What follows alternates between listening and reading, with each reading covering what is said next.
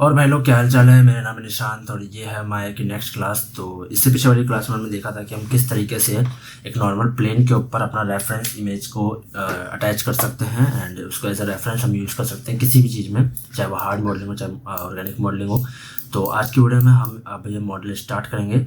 तो organic modelling है ये, एंड ऑर्गेनिक मॉडलिंग करने से पहले मैं आपको एक चीज़ बताना चाहूँगा कि दो तरीके की ऑर्गेनिक मॉडलिंग होती है। एक होती है हमारी बॉक्स मॉडलिंग। बॉक्स मॉडलिंग मतलब कि कोई भी ऐसी मॉडल जिसमें हम बॉक्स की हेल्प से उस मॉडल को बनाएं।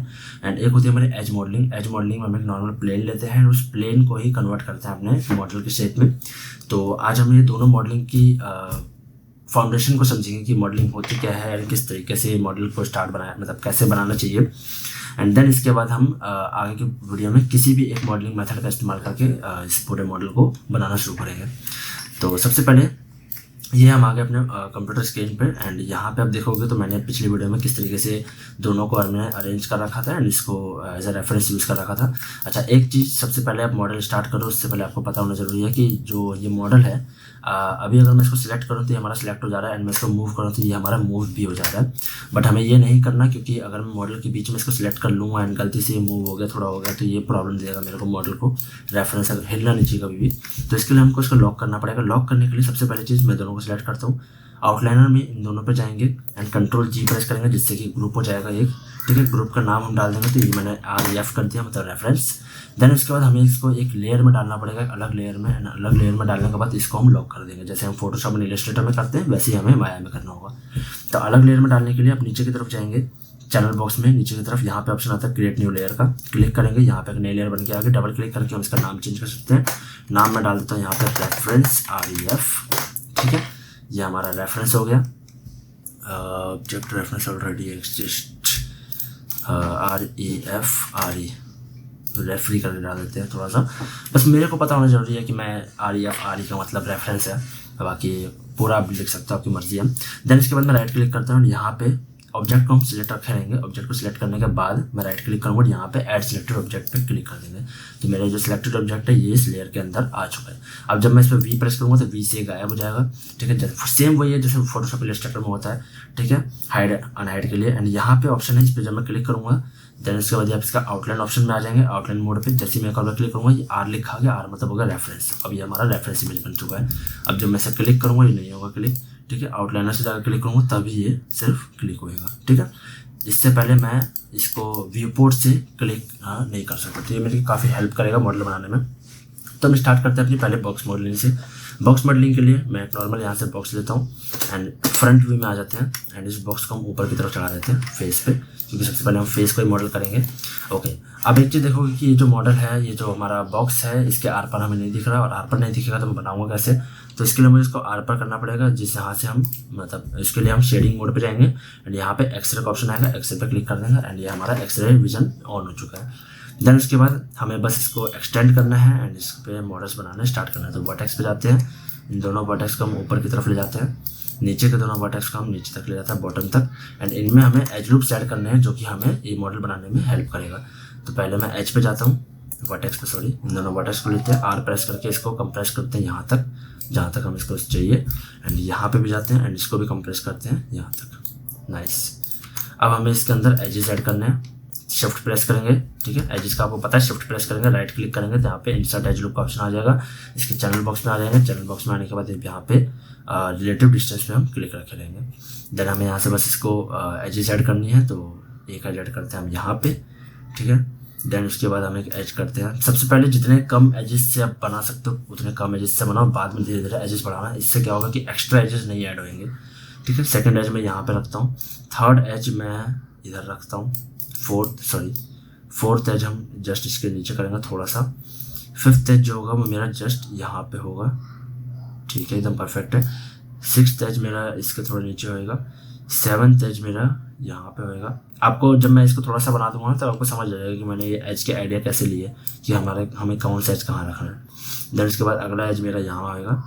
बस, तो मैंने बेसिकली बहुत जितना हो सके उतने कम एजेस को भी यूज़ करा है। ऐसा नहीं है कि सिर्फ इतने से ये बन जाएगा, क्योंकि इसमें कर्वेचर्स भी है। कर्वेचर ऐड करने के लिए मुझे और एजेस को डालना पड़ेगा। तो मैं यहाँ से एज पे जाते हैं, डबल क्लिक करूँगा इस एज पे, R प्रेस करेंगे एंड इसको रीसाइज करेंगे। यहाँ तक।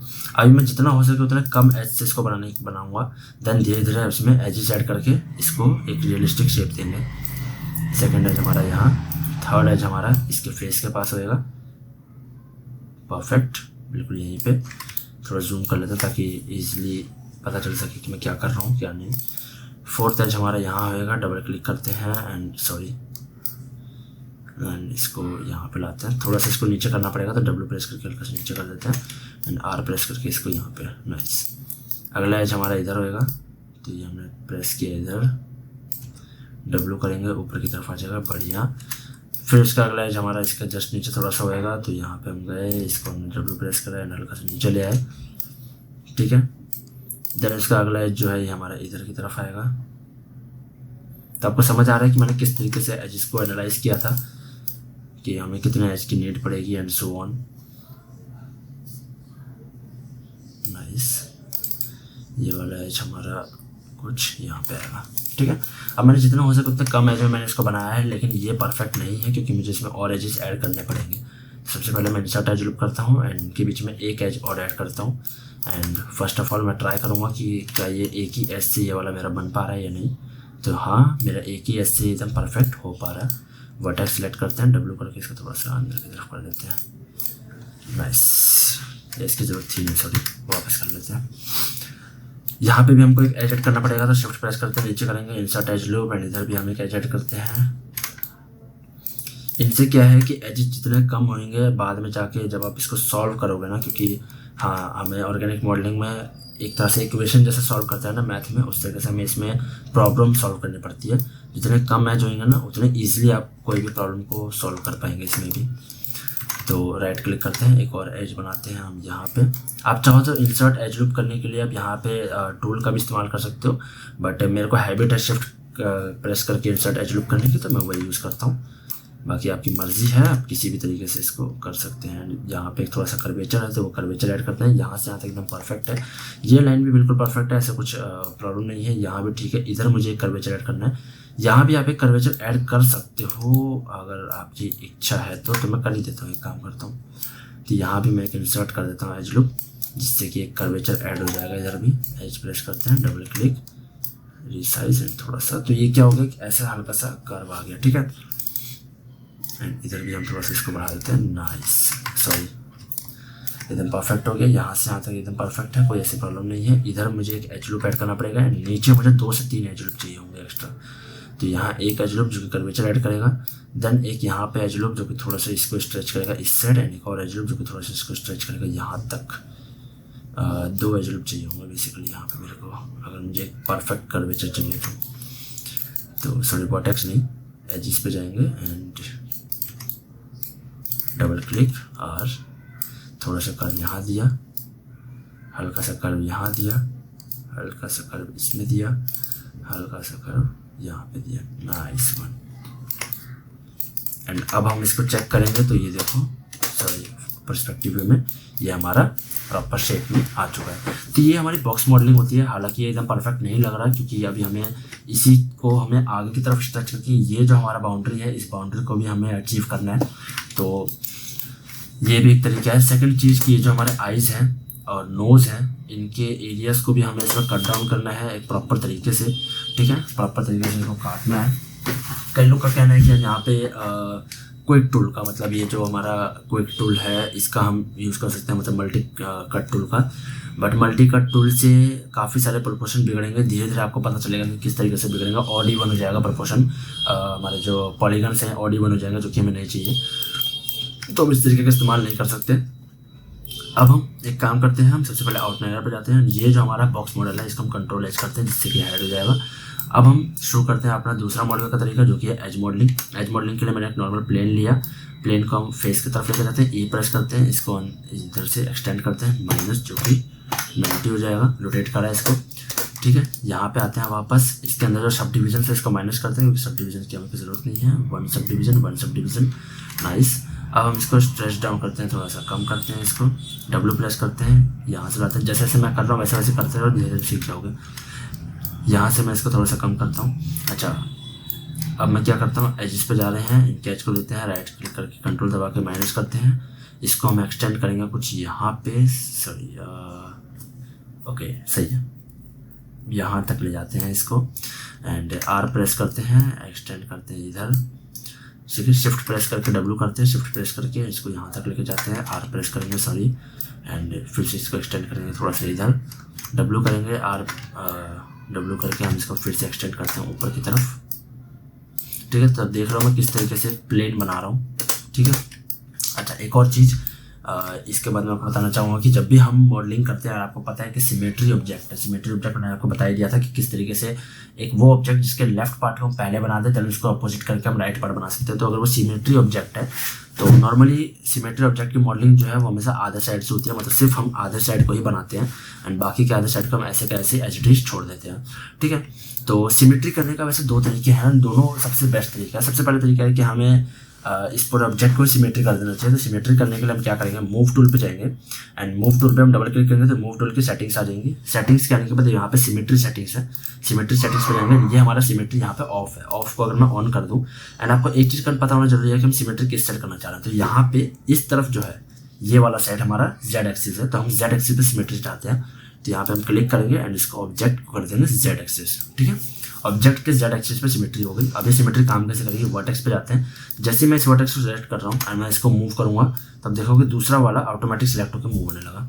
मैंने इस पर सिलेक्ट करा, सॉरी दोनों हो गया, सिर्फ इस पर सिलेक्ट करा एंड इसको मूव करा, ये हमारा दूसरा वाला भी मूव होने लगा। तो इससे क्या होगा कि मैं सिर्फ एक साइड को बनाता चलूँगा ना, हमारा दूसरा साइड बनता चलेगा। तो एक तरीका तो ये होता है सिमेट्री करने का। इसको आपको ऑफ करना तो यहाँ से चलेगा एंड इसको ऑफ कर दो ध्यान से, ठीक है। दूसरा तरीका आपका ये है कि आप इसको बीच में से डिवाइड कर दो, मतलब एक एज लूप ऐड कर दो इसमें। शिफ्ट प्रेस करते हैं, इंसर्ट एज लूप के बॉक्स में जाएंगे, रिलेटिव को हम चेंज कर देंगे मल्टीपल एज लूप में एंड यहाँ पे 1 है, 1 को सिलेक्ट रखेंगे, क्लिक करेंगे तो देखो बिल्कुल इसके सेंटर में इसने एक एज लूप ऐड कर दिया। अब इसके बाद ये जो साइड के ये हैं ऑब्जेक्ट, इसको हम डिलीट कर देते हैं। तो हमारे पास सिर्फ अब एक साइड का ऑब्जेक्ट बचा एंड हम सिर्फ इसी साइड के ऑब्जेक्ट से इसको हम आगे कंटिन्यू कर सकते हैं।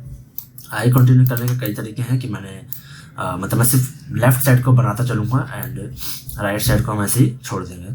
तो उसके लिए अब हम नॉर्मली एच पे चले जाते हैं, मान लो इसको मैंने ले लिया, डब्ल्यू प्रेस करते हैं, शिफ्ट प्रेस करके इसको आगे की तरफ ऐसे एक्सटेंड कर देंगे, ठीक है। रिसाइज कर देंगे इसको थोड़ा सा, डब्ल्यू प्रेस करके इसको नीचे लाते हैं, ठीक है। काफ़ी ज़्यादा आगे ले गया मैं बेसिकली, मेरे ख्याल से थोड़ा सा कम लेते हैं एंड हाँ एकदम परफेक्ट, इतना ही हमको चाहिए था। देन उसके बाद अगर आप यहाँ पे देखोगे तो ये परफेक्ट अलाइन नहीं है, मुझे इसको अलाइन करना पड़ेगा। तो यहाँ से मैं इसका ऑब्जेक्ट मोड पे जाता हूँ एंड ड्रैग डाउन करता हूँ इसको, यहाँ पे साइड व्यू में आ जाते हैं एक बार। तो ये हमारा साइड व्यू तो नहीं है, साइड व्यू हमारा बैक, या ये हमारा साइड व्यू आ गया एंड हमें इसको साइड व्यू से देखना पड़ेगा अगर मैं इसको अरेंज करना चाहता हूँ। तो यहाँ पे हम आ गए एंड यहाँ से अब हम आते हैं एजिस पे एंड इसके एजिस को ध्यान से अलाइन करेंगे, डब्ल्यू प्रेस करते हैं, पीछे की तरफ ले जाएंगे बिल्कुल, या हमको इसे नहीं चाहिए। देन ये वाला हम थोड़ा और पीछे ले जाएंगे। तो इससे क्या है कि मैं साथ ही साथ बनाता चल रहा हूँ, जैसे जैसे ये कर्वेचर आ रही है वैसे वैसे मैं इसको साथ ही साथ बनाता चलूँगा, ठीक है।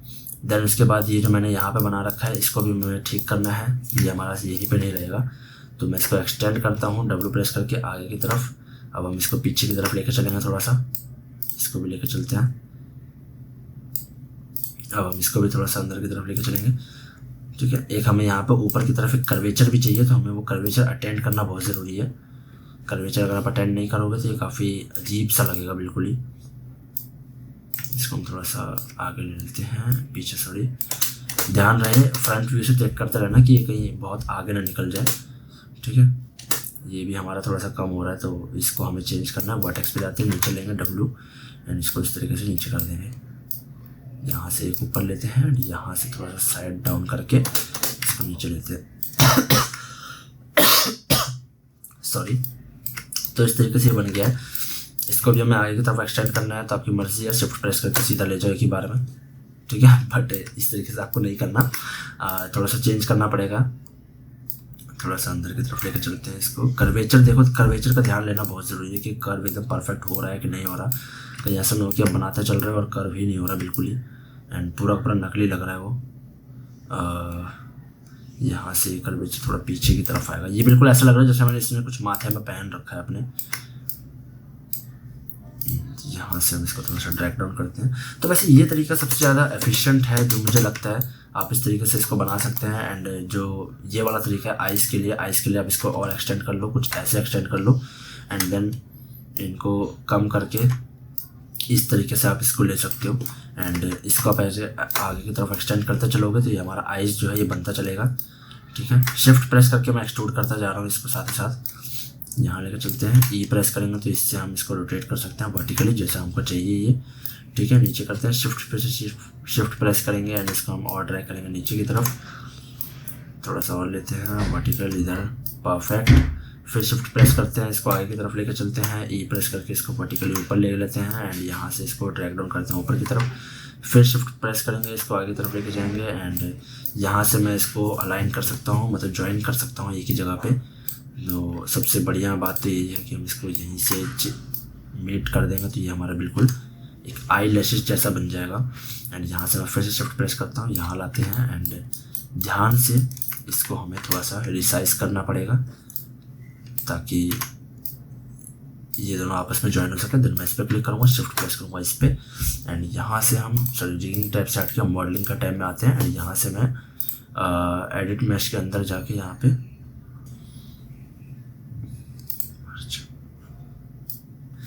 मर्ज करके मैं यहाँ पे थ्रेशोल्ड इसका बढ़ा देता हूँ। तो अब आप इसको देखोगे तो ये कुछ इस तरीके से बनता चल रहा है। अब हमें अगर इसको आगे की तरफ से चेंज करना है तो आप इसको यहाँ से आगे की तरफ से चेंज कर सकते हो। एजिस पे गए एंड साइड एजिस को सिलेक्ट करा, आगे की तरफ इसको ऐसे ड्रैग कर सकते हो एंड इस तरीके से आप इसको बनाएंगे प्रॉपर। आगे की क्लास में हम इसको इसी चीज़ को आगे कंटिन्यू करेंगे एंड देखते हैं कि इसको हम आगे कैसे बना सकते हैं। तब तक के लिए जुड़े रहो एंड देखना नेक्स्ट वीडियो। तब तक के लिए बाय बाय।